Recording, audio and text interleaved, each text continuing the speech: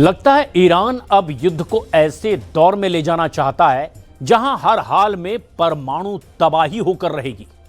Iran की IRGC ने ऐलान कर दिया है कि वो इजराइल के परमाणु अड्डे डिमोना पर किसी भी वक्त हमला कर सकता है और ईरान ने दावा कर दिया है कि उसके खर्रमशहर 4 बैलिस्टिक और फतह 2 हाइपरसोनिक मिसाइलें इजराइल के परमाणु अड्डे डिमोना पर हमला कर सकती है।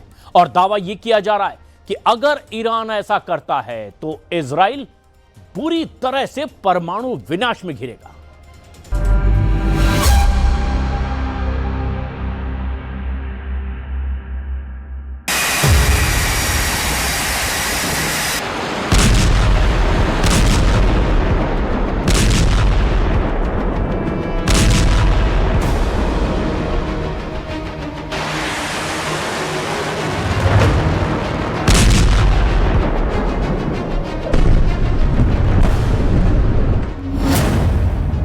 छह दिन से युद्ध, जलने लगे 12 देश।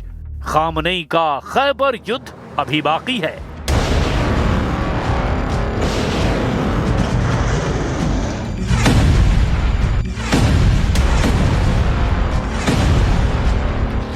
ईरान युद्ध बहुत तेजी से पूरी दुनिया में फैलता जा रहा है।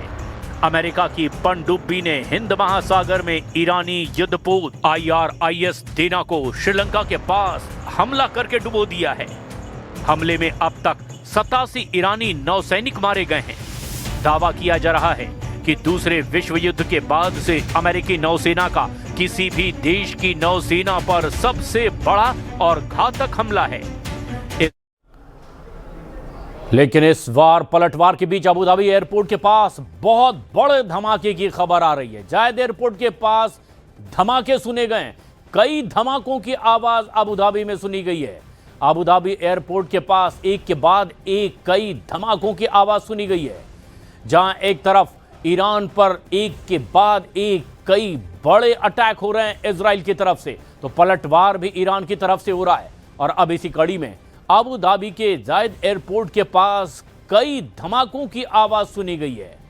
एक बड़ी खबर है क्योंकि ईरान अब तक तकरीबन 12 देशों को अपनी पलटवार की जद में ले चुका है और उसी कड़ी में अब अबू धाबी एयरपोर्ट के पास बड़े हमले की खबर।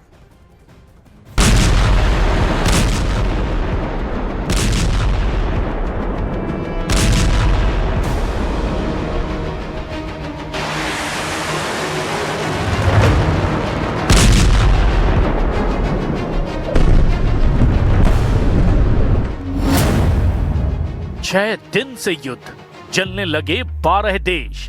खामनेई का खैबर युद्ध अभी बाकी है।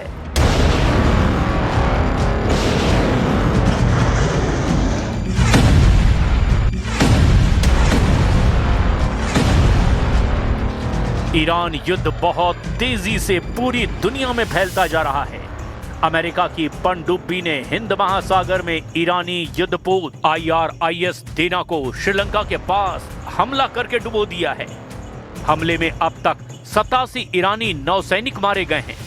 दावा किया जा रहा है कि दूसरे विश्व युद्ध के बाद से अमेरिकी नौसेना का किसी भी देश की नौसेना पर सबसे बड़ा और घातक हमला है। इस हमले के बाद ईरान ने ऐलान कर दिया कि अमेरिका और इजराइल ने सभी रेड लाइन क्रॉस कर दी है और अब ईरान सबसे विनाशक हमले आधुनिक हथियारों से करने जा रहा है। दावा किया जा रहा है कि इजराइल के शिमोन पेरेस नेविक परमाणु अनुसंधान केंद्र, जिसे डिमोना के नाम से भी जाना जाता है, उस पर ईरान अपनी हाइपरसोनिक मिसाइलों से किसी भी वक्त हमला कर सकता है। और अगर ऐसा हुआ तो आधी दुनिया विनाश के मुंह में समा सकती है। और अगर ईरान ने इजराइल के परमाणु संयंत्र में धमाका किया तो तत्काल इसका प्रभाव 2 लाख से ज्यादा लोगों पर अकेले इजराइल में पड़ेगा। अब हम आपको दिखाने जा रहे हैं कि अमेरिका और इजराइल के तांडव का सामना कर रहा ईरान कैसे अब ऐसे युद्ध में समा जाता है जहां ईरान के सर्वनाश के साथ साथ मिडल ईस्ट में भीषण तबाही साफ नजर आ रही है।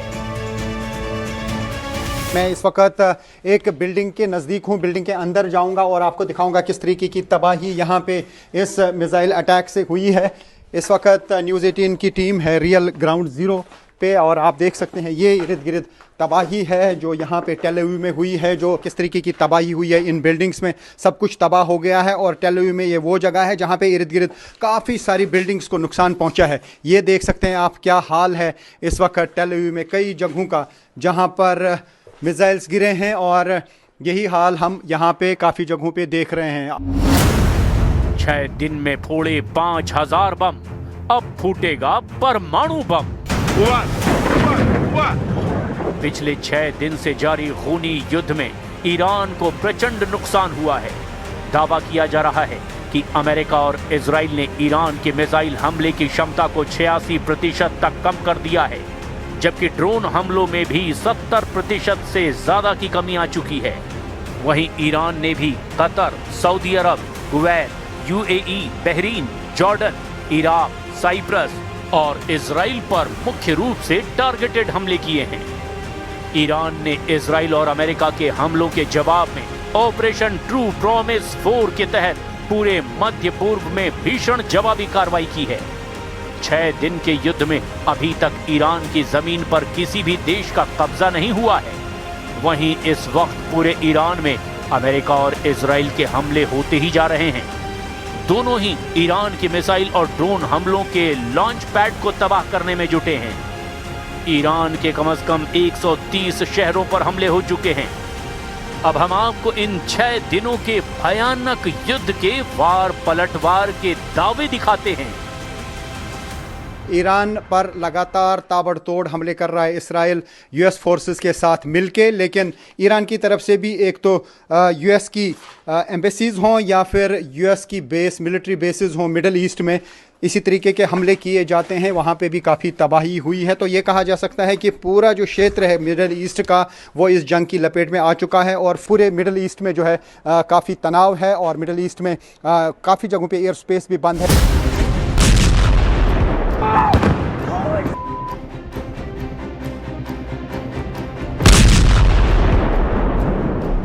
मिडिल ईस्ट मीडिया के मुताबिक इजराइल अमेरिका ने अब तक ईरान में 5000 से ज्यादा बम गिराए, वहीं 20 ईरानी वॉरशिप को डुबो दिया है। इन हमलों में 11000 से ज्यादा लोग मारे गए हैं। ईरान ने भी पलटवार करते हुए मिडिल ईस्ट में 9 देशों में बने अमेरिकी बेस पर हमला किया। ईरान ने सबसे ताजा ड्रोन हमला अजरबैजान के नखचीवन स्वायत्त गणराज्य पर किया।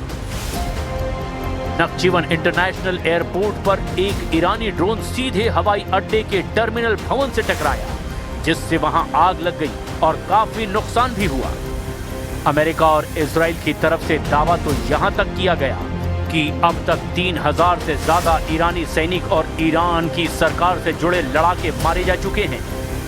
इजरायली मीडिया वाईनेट के मुताबिक ये लोग इजरायली और अमेरिकी वायुसेना के हमलों में मारे गए। अमेरिकी रक्षा विभाग के मुताबिक युद्ध के पहले 24 घंटे में ही 1000 से ज्यादा ठिकानों पर हमले किए गए थे।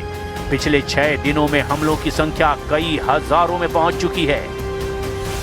इनमें मुख्य रूप से लंबी दूरी की मिसाइलें, बंकर बस्टर बम और लड़ाकू विमानों B-2, F-35 और F-22 का भी इस्तेमाल किया गया।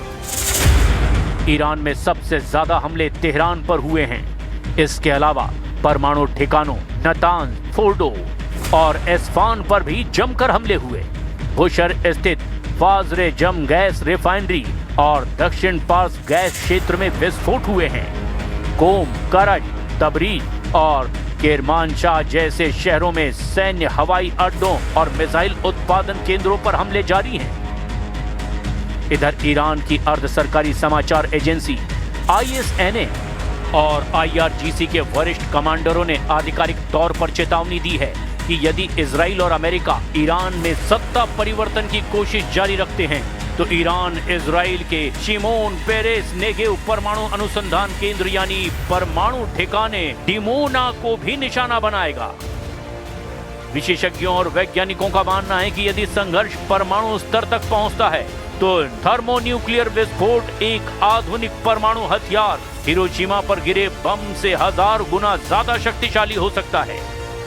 इससे न केवल लाखों लोगों की मौत होगी बल्कि न्यूक्लियर विंटर यानी कि परमाणु सर्दी जैसी स्थिति पैदा हो सकती है, जिससे पूरी दुनिया में अकाल पड़ सकता है। ईरान ने कहा कि उसकी ऑपरेशन ट्रू प्रॉमिस 4 के तहत दागी जाने वाली मिसाइलें डिमोना के सुरक्षा कवच को भेजने में सक्षम हैं। डिमोना के 30 किलोमीटर के दायरे में लगभग 2 लाख लोगों को तुरंत वहां से हटाना होगा। हवा के रुख के मुताबिक रेडियोधर्मी बादल जॉर्डन, मिस्र, यहां तक कि सऊदी अरब के उत्तरी हिस्सों तक पहुंच सकते हैं। ये एक क्षेत्रीय स्वास्थ्य और पर्यावरण आपातकाल पैदा कर सकता है। We are only 4 days into this, and the results have been incredible. Historic, really. Only the United States of America could lead this, only us. But when you add the Israeli Defense Forces, a devastatingly capable force, the combination is sheer destruction for our radical Islamist Iranian